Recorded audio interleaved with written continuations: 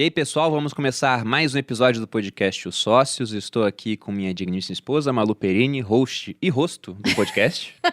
Agora sempre essa piada. Olá, pessoal, sejam bem-vindos. E que a gente vive no mundo, cara. Você falou que eles têm um plano quinquenal para crescer agora com base também em qualidade. Inclusive, uma das metas é preocupação ambiental. E vocês foram na China, eu nunca fui, mas todo mundo fala lá daquela nuvem de poeira que existe nas cidades, né? Um ambiente muito sujo. Não que aqui seja muito melhor. Quando vocês forem voltar de Barueri para São Paulo, vejam a nuvem assim. Dá pra vocês vão ver. nítido. E na China isso acontece também, há muita poluição. E agora a gente tem essa tendência do ESG, que é uma preocupação, né? O E de environment, ou seja, ambiente, o S da parte social e o G de governança. Eu quero que você me mostre a sua visão, porque o que eu penso é, um fundo que leva de fato o ESG a sério não deveria investir na China. Não por conta do ambiente, isso pode ser corrigido, mas por conta dessa parte social, afinal, você pega os bilionários na China, costumam desaparecer de vez em quando, você tem uma repressão política, você tem um Jack Ma que desaparece e volta mais magro, abatido e não fala mais com a imprensa, por exemplo. E nessa parte da governança, esse é o principal.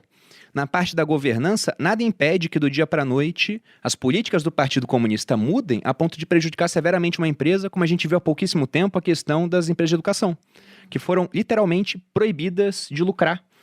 Imagina, você é um acionista de uma empresa, você compra uma parte dela, porque entende que o lucro daquela empresa é interessante e tende a crescer ao longo do tempo, que o seu investimento vai retornar, e do nada o Xi Jinping vai lá, ei, por bem manda o quê? Agora não pode mais lucrar, é isso, viva Mao Tse Tung e acabou o lucro.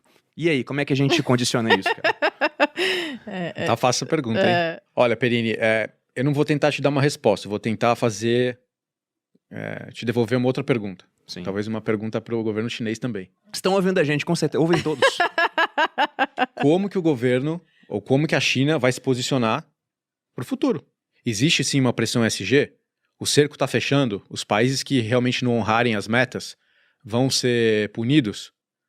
Vai ter uma pressão internacional, que todo mundo está contribuindo. Por que só um país não vai contribuir? Isso exige investimentos, isso exige comprometimento de crescimento. Mas está aí, todo mundo tem que contribuir. No final das contas, o planeta é um só. Então o governo e a China, eles estão recebendo essas perguntas. Ele vai flexibilizar a transparência para permitir essa maior integração mundial? Ele vai dar mais flexibilidade para as empresas atuarem nos diferentes mercados? Fechar o cerco também nos diferentes setores, siderurgia e etc. Eu estive em Pequim. Essa névoa é assustadora. A poluição é muito grande. Mas pensa, o nível de atividade que tem no país. Construção, fábrica e etc. Para mim marcou muito a foto na pandemia, quando teve o lockdown, e fizeram antes e depois, né? Vários lugares do mundo, em Veneza, as águas de Veneza, e fizeram também na China. É assustador, assim, a China sem poluição é um lugar diferente. Então, é inquestionável que essas perguntas estão na mesa. É um truco, né? E agora a gente está acompanhando qual que vai ser a resposta do governo. Na questão da poluição, por exemplo, eu te trago aqui uma ilustração. A China ela vai ser anfitriã agora das Olimpíadas de Inverno, fevereiro de 2022. Essa pauta ambiental de poluição, e que a China está no holofote, está cada vez mais pressionada no mundo todo. O que o governo chinês colocou como meta? Reduzir as emissões de CO2 antes das Olimpíadas. Eles querem as Olimpíadas azuis, boa qualidade de ar e céu azul, quando os jogos começarem. Isso vai ficar evidente, o mundo vai estar olhando para lá, para o céu chinês. Será que eles querem que o mundo veja um céu cinza ou um céu azul? Né?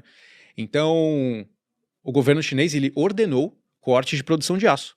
E aí, quando ordena, nesse caso, geralmente é um processo funciona, né? que emite muitos gases poluentes e, com certeza, compromete vários setores e o crescimento chinês. Não à toa, A parte de governança. o mundo começou a chacoalhar. Agora que o minério de ferro, por exemplo. Né? Então, aí, eu já reflito com vocês. Será que essa já não é uma sinalização? Será que ela vai ser uma sinalização recorrente, inconsistente em outros desafios? Né? Será que é algo pontual? Ou que realmente o governo, aos poucos, vai se adaptando para esse novo mundo? Para uma economia focada em qualidade, não em quantidade. A Vale subiu assustadoramente aí nos últimos tempos. Caiu agora por conta da queda do minério de ferro, mas ela teve um ótimo desempenho, porque ela exporta muito minério de ferro para a China, que usa muito todas as commodities ainda, porque cresceu demais. O Brasil exporta de tudo para a China. Eu não sei o quão relevante a China é em termos estatísticos, não sei se você tem aí, dentro da economia brasileira. Mas, por exemplo, eu lembro que lá na época da eleição do Bolsonaro, alguns falaram, o Bolsonaro vai parar de fazer comércio com a China. E simplesmente não tem como parar, porque do nada você tem que encontrar um outro país com bilhões de pessoas para comprar aquilo que você produz. Então, não é uma escolha nossa parar. As pessoas raramente se dão conta disso quando falam, por exemplo, os Estados Unidos botam um bloqueio contra Cuba, que aconteceu lá atrás na época da Revolução Cubana. Eles compravam açúcar de Cuba, de repente teve bloqueio, Cuba parou de vender, mas eles pararam de comprar, tiveram que comprar açúcar em outro canto, até dar um jeito de começar a produzir açúcar do milho e se tornar os maiores produtores do mundo de açúcar. Mas hoje, a gente não pode parar de fazer comércio com a China. Só que a China está nesse ciclo, por exemplo, de uma preocupação ambiental e com isso está ordenando, como você mesmo disse, cortes de produção econômica, parando algumas fábricas. Talvez a China cresça menos com isso agora e não sabemos o que vai acontecer no futuro. Mas quando a China cresce menos, se ela tem menos poder econômico, ela importa menos de outros países. Você sabe qual é o nosso nível de dependência econômica hoje da China? Sem dúvida é alto. Não sei te precisar o número exato, mas não só o Brasil, 130 países do mundo. Quase o mundo todo vê na China seu principal parceiro econômico. Por isso, a China ela é protagonista nesse cenário. Ninguém pode passar ileso. Se a gente tiver algum choque, certamente esse choque vai ter ondas sistêmicas, sísmicas, né? Em outras economias também. Assim como teve o choque americano em 2008, se a gente tiver um choque em 2021 na China, os efeitos vão ser igualmente devastadores, né? Então, para o Brasil, a gente sente isso no dia a dia. Então, a China fechou 65 fábricas de outubro a março para a produção de minério de ferro.